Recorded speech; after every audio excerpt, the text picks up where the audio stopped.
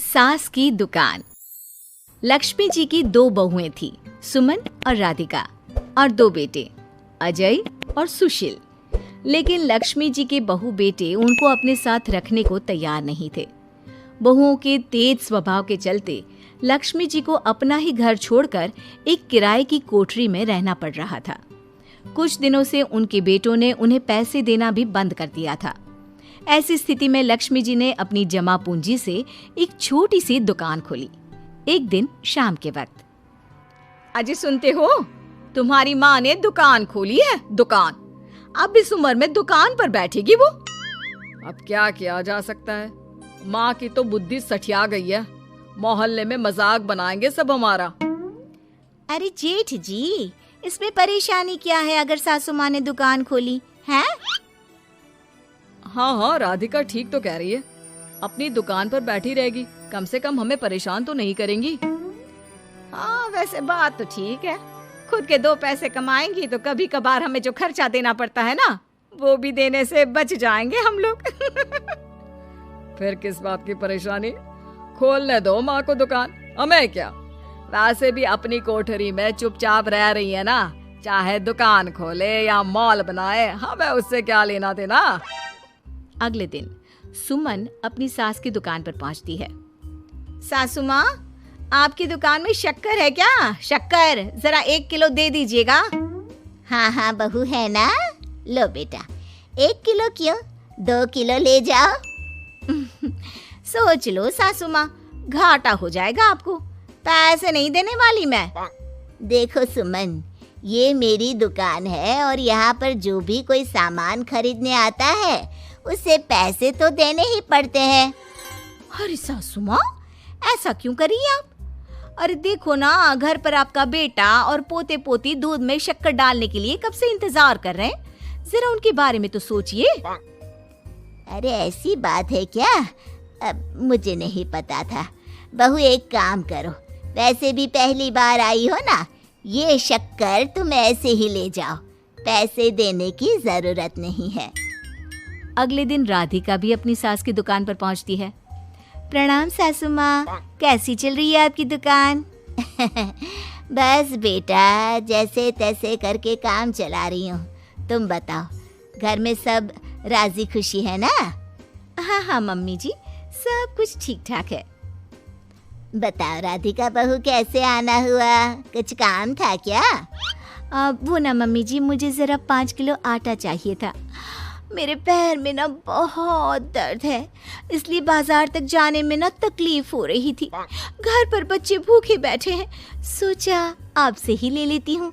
हाँ हाँ, क्यों नहीं बेटा, ये लो 5 किलो आटा ले जाओ। हाँ, लेकिन मम्मी जी, आपने जिठानी जी को शक्कर फ्री में दी थी, तो मुझसे भी पैसे तो नहीं लेंगी ना? हाँ, अच्छा ठीक है बेटा, कोई बात नहीं, तुम ऐसे ही ले जाओ, बच्चों से क्या पैसे लेना। कुछ दिनों के बाद लक्ष्मी का बेटा अजय दुकान पर पहुंचता है। कैसी हो माँ, दुकान तो अच्छी चल रही है ना तुम्हारी? सब मोहल्ले वाले तारीफ करते रहते हैं। अब क्या करूं बेटा, तुमने तो मुझे सहारा दिया नहीं, गरीब माँ को घर से बाहर निकाल दिया। कुछ तो करना पड़ेगा ना अपना पेट पालने के लिए। वो माँ ना बहुओं की बहुत चिक चिक रहती थी। अब देखो कितनी अच्छी जिंदगी है तुम्हारी, खुद कमाती हो, खुद खर्च करती हो। इससे अच्छी भला कोई जिंदगी हो सकती है क्या? हाँ बेटा, दिल को बहलाने के लिए तुम्हारी ये बात भी सही है, लेकिन कोई बात नहीं बेटा, मैं खुश हूँ। अच्छा माँ, मैं क्या कह रहा था, जरा 500 उधार तो दे देना। कमाल की बात है बेटा, तुम मुझसे पैसे उधार मांग रहे हो? तुम्हारे पास पैसों की क्या कमी है? अरे माँ, इस महीने की तनख्वाह नहीं आई और आप तो अपनी बहू को जानती है ना, उसे शॉपिंग करनी है। जल्दी वापस लौटा दूंगा माँ। ठीक है बेटा, ये लो 500 रुपए, लेकिन देखो कुछ दिनों में वापस दे देना, मुझे अपनी दुकान के लिए माल भी तो खरीदना है। हाँ हाँ ठीक है माँ, जल्दी पैसे लौटा दूंगा। बहुत दिनों तक अजय अपनी माँ लक्ष्मी के पैसे वापस नहीं देता और सुमन और राधिका बार बार किसी न किसी बहाने से अपनी सास लक्ष्मी की दुकान से बिना पैसे दिए खूब सारा सामान ले आती है, जिसकी वजह से लक्ष्मी को अपनी दुकान में बहुत घाटा होता है। फिर एक दिन जब राधिका सामान लेने के लिए लक्ष्मी की दुकान पर पहुंचती है, सासू माँ, जरा वो 1 किलो दाल तो देना। नहीं बहू, अब मैं तुम्हें या सुमन को कोई सामान फ्री में नहीं देने वाली। तुम लोगों ने कभी कोई मदद नहीं की मेरी, उल्टा मेरी दुकान से फ्री का सामान ले जाकर मुझे मुश्किल में डाल दिया है। लेकिन मम्मी जी, हम तो आपके बच्चे हैं ना। अगर इतना ही मेरे बच्चे हो तो फिर मुझे घर से बाहर क्यों निकाल दिया? देख बहू, अब मैं तुम्हें 1 रुपए का सामान भी फ्री में नहीं दूंगी। और जाकर सुमन को भी कह देना, आए दिन तुम्हारा पति मुझसे उधार ले जाता है और वापस भी नहीं लौट आता। राधिका गुस्से में घर वापस आती है। घर आने के बाद, क्या हुआ राधिका, बहुत गुस्से में लग रही हो तुम? सासू माँ की दुकान पर गई थी ना? सासू माँ का तो कुछ करना पड़ेगा, जब से ये दुकान खोलकर बैठी है। अक्कड़ तो देखो उनकी। अरे लेकिन हुआ क्या है? होना क्या है, दाल लेने गई थी, मुझे 4 बातें सुनाकर उल्टा भेज दिया, कुछ दिया भी नहीं। ये तो सासू माँ ने ठीक नहीं किया। देखो मेरे पास ना एक बहुत अच्छा प्लान है। कैसा प्लान भाभी? हम अपनी सासू माँ की दुकान में किसी चोर से कहकर चोरी करवा देते हैं और सारा सामान अपने घर मंगवा लेंगे। उसके बाद हमारे पास फ्री में सामान भी आ जाएगा और सासू माँ की अकल भी ठिकाने आ जाएगी। ठीक है भाभी, मैं आपका पूरा साथ दूंगी। आप जल्दी से ये काम करवा दीजिए। और 2 दिनों के बाद सुमन और राधिका एक चोर से मिलकर लक्ष्मी की दुकान में चोरी करवा देते हैं। हे भगवान, ये क्या हो गया? इस उम्र में जैसे तैसे अपना गुजारा कर रही थी, लेकिन चोर मेरा सारा सामान लेकर चले गए। अब क्या होगा? तभी वहां पर राधिका और सुमन पहुंच जाती है। क्या हुआ सासू माँ, बहुत दुखी लग रही हैं आप। अरे क्या बताऊं, मेरी दुकान का सारा माल चोरी हो गया। अब अगर आप अपने ही बहू बेटे को सामान नहीं देंगी तो ऐसा तो होगा ना सासू माँ। अब राधिका की बात सुनकर लक्ष्मी को यकीन हो जाता है कि इस चोरी के पीछे कहीं ना कहीं उसकी दोनों बहुओं का ही हाथ है। लक्ष्मी एक प्लान बनाती है। पैसे उधार लेकर अपनी दुकान में फिर से खूब सारा सामान ले आती है। अरे भाभी, देखा आपने, सासू माँ की दुकान तो फिर से सामान से भर गई है। हाँ वही तो, मैं तो सोच रही थी कि एक बार में उनकी अकल ठिकाने आ जाएगी, पर लगता है फिर से कुछ करना पड़ेगा। लेकिन अब हम क्या कर सकते हैं? अरे वही जो हमने पहले किया था। इसका मतलब फिर से चोरी करवाएंगे? हाँ, उसके बिना हमारा काम कैसे चलेगा? और इस बार चोरी करने हम दोनों चलेंगे, कुछ नहीं छोड़ेंगे उनकी दुकान में। सुमन और राधिका दोनों मिलकर लक्ष्मी की दुकान में चोरी कर लेती हैं और सारा सामान चुपचाप अपने घर के स्टोर में लाकर रख देते हैं। लेकिन सुबह होते ही लक्ष्मी पुलिस लेकर सुमन और राधिका के घर पहुंच जाती है। इंस्पेक्टर साहब, मेरी इन दोनों बहुओं ने ही घर में चोरी की है। अरे ना ना इंस्पेक्टर साहब, ये हम पर झूठा इल्जाम लगा रही हैं। अरे हम क्यों इनकी दुकान में चोरी करने लगे? माँ, आपको शर्म नहीं आती अपनी बहू पर झूठा इल्जाम लगाते हुए? हाँ माँ, हम आपके बेटे हैं और ये आपकी बहुएं हैं, आप ऐसा कैसे कर सकती हैं? लक्ष्मी जी, क्या आपके पास कोई सबूत है? अरे इंस्पेक्टर साहब, आप इनकी बातों में मत आइए। ये हमारी माँ है और इनकी दिमागी हालत ठीक नहीं है, इसीलिए तो हमसे अलग रहती हैं। इंस्पेक्टर साहब, मेरी दिमागी हालत बिल्कुल ठीक है और मेरे पास इन दोनों के खिलाफ बहुत बड़ा सबूत है। बताइए, क्या सबूत है आपके पास? आप जरा मेरी दोनों बहुओं के हाथ पानी से धुलवा दो, फिर सब कुछ साफ साफ पता चल जाएगा। अरे हाथ पानी से धोने से क्या होगा माँ? आप दोनों मेरे सामने अपने हाथों पर पानी डालिए। जैसे ही राधिका और सुमन अपने हाथ पानी में डालती हैं, उनके हाथों का रंग लाल हो जाता है और ये देखकर सब लोग हैरान रह जाते हैं। अरे ये क्या, तुम्हारे हाथों का रंग अचानक से लाल कैसे हो गया? क्योंकि मैंने अपनी दुकान के सारे सामान पर एक तरह का केमिकल लगा कर रखा था। मुझे पता था जो भी चोरी करने आएगा वो सामान को अपने हाथों से उठाएगा और उसके हाथों पर रंग लग जाएगा। अरे माँ, आप तो बहुत चालाक निकली। इसे चालाक नहीं बेटा, बुद्धिमान कहते हैं। और जिसके तुम्हारे जैसे बहू बेटे हो उसे थोड़ा बहुत तो अपनी अकल से काम लेना ही पड़ता है ना। शर्म नहीं आती आप लोगों को अपनी ही माँ को परेशान करते हुए? हमें माफ कर दीजिए सासू माँ, हम आइंदा ऐसी गलती कभी नहीं करेंगे। और हाँ, आपको अपने साथ रखेंगे, आपकी सेवा करेंगे और पूरी इज्जत भी देंगे। हमें माफ कर दीजिए। सास की जादुई शक्ति। कौशल्या ने एक रात सपना देखा। कौशल्या राजपूत, तुमने किए हैं जीवन में अच्छे अच्छे कर्म, इसलिए अब से जब तुम चाहो गायब हो सकती हो, जिसके लिए तुमको सिर्फ चुटकी बजानी होगी और चुटकी बजाते ही तुम गायब।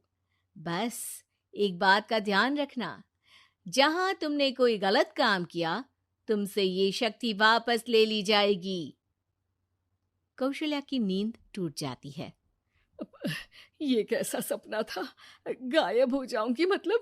हे भगवान, कंबल ओढ़ के सो जाती हूँ, सपना कंबल के अंदर नहीं घुस पाएगा। कौशल्या डर के मारे कंबल ओढ़ के सो जाती है। सुबह कौशल्या मंदिर जाने लगती है। अरे बहू, जल्दी चल, भिखारियों को खाना भी तो खिलाना है। हाँ माँ जी, अभी आई। आज तो खीर और पूरी बने हैं, सब खुश हो जाएंगे। दोनों सास बहू कार से खाने का सामान लेकर मंदिर पहुंचते हैं और भगवान की आराधना के बाद मंदिर के बाहर बैठी भिखारियों को खाना खिलाने लगते हैं। दीदी, आप हर हफ्ते आते हो, इतना सारा करते हो हम लोगों के लिए।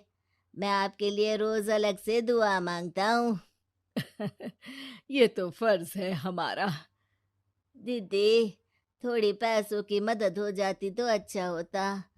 बड़े चौराहे पे मेरी बीवी भीख मांगती है, उसका इलाज करवाना है, 100-200 रुपए लग जाएंगे। कौशल्या उसी वक्त भिखारी को 500 का नोट दे देती है और दोनों सास बहू वहां से लौटने लगती हैं।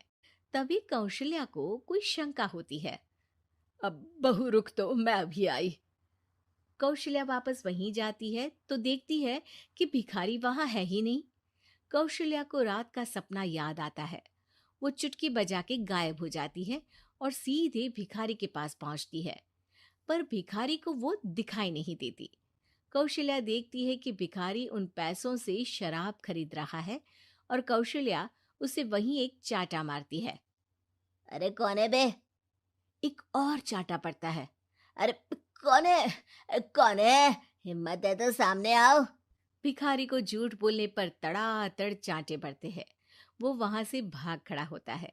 कौशल्या चुटकी बजा के वापस बहू के पास आ जाती है और मन ही मन सोचती है, ऐसे तो मैं कितने गलत काम रोक सकती हूँ, कितनी ताकतवर हूँ मैं, किसी को पता भी नहीं चलेगा। सासू माँ, आप क्या सोच रही हो? अब कुछ नहीं, कुछ भी तो नहीं। ठीक है, मुझे ना थोड़े पैसों की जरूरत थी। मेरे कजिन भाई है ना, उनकी तबीयत थोड़ी इधर उधर हो रही है। वो तो खुद से नहीं कहेंगे कि पैसे दे दो, पर बहन होने के नाते मेरा तो फर्ज बनता है ना कि भाई की मदद करूं। अरे हाँ हाँ, ले जाना पैसे। पैसे इसीलिए तो कमाते हैं कि जरूरत में काम आ सके।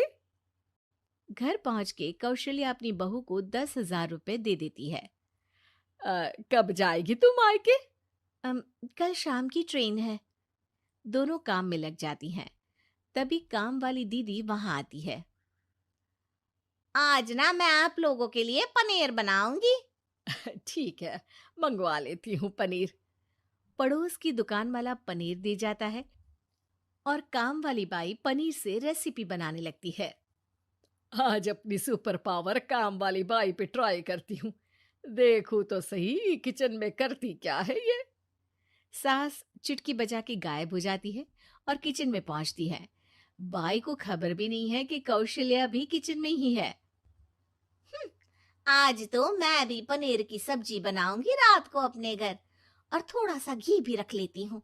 वैसे भी कौशल्या बुढ़िया खा खा के मोटी हो गई है। कौशल्या बाई की चोरी पकड़ लेती है और गुस्से में बाई की चोटी ऊपर उठा देती है। बाई को समझ भी नहीं आता कि उसकी चोटी खड़ी कैसे होगी। वो डर के मारे चीख पड़ती है। बहू भागते हुए किचन में आती है। अरे क्या हुआ? ये तुम्हारी चोटी खड़ी कैसे है? करंट लग गया है क्या? पता नहीं, शायद किचन में ना भूत है। बाई वहां से भाग खड़ी होती है और कौशल्या चुटकी बजा के अपने कमरे में टीवी देखने लगती है। बहू वहां जाती है। माँ जी, किचन में ना भूत है, बाई भाग गई। अरे भागने देना, भूत का तो पता नहीं, किचन में चोर जरूर था और वो थी अपनी काम वाली। अच्छा हुआ चली गई। बहू को कुछ समझ नहीं आया। उसने किचन में जो देखा उसके सदमे में जो थी वो अभी तक। अगले दिन बहू अपने मायके के लिए निकल जाती है। कहीं भिखारी और काम वाली की तरह बहू भी तो मुझे धोखा नहीं दे रही। अरे कहीं वो पैसे ले जाके शॉपिंग तो नहीं करने वाली ना। अभी पता लगाती हूँ, मुझसे कुछ छिपा है भला। जैसे भगवान सब देख रहा है वैसे ही मैं भी सब देख रही हूँ। सास को अपनी शक्ति पर घमंड आ गया था। वो अब अच्छे काम करने की जगह अपनी शक्ति का इस्तेमाल खुद का शक मिटाने के लिए कर रही थी। वो चुटकी बजाती ही बहू के मायके चली जाती है। भैया, आपने बताया क्यों नहीं कि इतनी तबीयत खराब है? अरे तेरी सास बूढ़ी हो गई है, इतना भला काम करती है, उनकी मदद कौन करता है? यहाँ तो और भी लोग हैं ना। भैया, मेरे पास कुछ पैसे हैं, आप दूसरे डॉक्टर को दिखा दीजिए ना। अरे मुझे लगता है कि मेरा टाइम आ गया है, मुझे जाना होगा। कमरे में भाई की आत्मा को लेने यमदूत आ चुके थे। कौशल्या भले ही किसी को नहीं दिख रही थी, पर यमदूत ने उसे देख लिया। यही आत्मा है शायद, परछाई दिख रही है, पहले ही तैयार खड़ी है। अरे आप कौन हो? यमराज का नाम सुना है? हैं? आप यमराज हो क्या? नहीं, हम उनके यहाँ जॉब करते हैं, आत्मा उठा के ले जाते हैं डिलीवरी वाले। चलो अब तुम्हारा टाइम पूरा हो गया। अरे आप शायद ना वो बिस्तर पर पड़े आदमी की आत्मा को लेने आए हो। मैं तो बस यहाँ देखने आई थी कि मेरी बहू कहीं मुझसे पैसे लेकर शॉपिंग करने तो नहीं चली गई ना। मतलब तुम्हारे पास शक्ति है गायब होने वाली? हाँ, तुम ऐसे तुच्छ काम में उपयोग कर रही हो ऐसी दिव्य शक्ति का। अब तो तुमको ही लेके जाऊंगा। अरे नहीं नहीं, कल मुझे किटी पार्टी में भी तो जाना है। अब नरक में ही करना किटी पार्टी। नहीं नहीं नहीं। 3 बार नहीं क्यों बोल रही हो? टीवी सीरियल चल रहा है क्या एकता कपूर का? अरे प्लीज मुझे जाने दो। आप तो उस बीमार आदमी की आत्मा को लेने आए थे ना।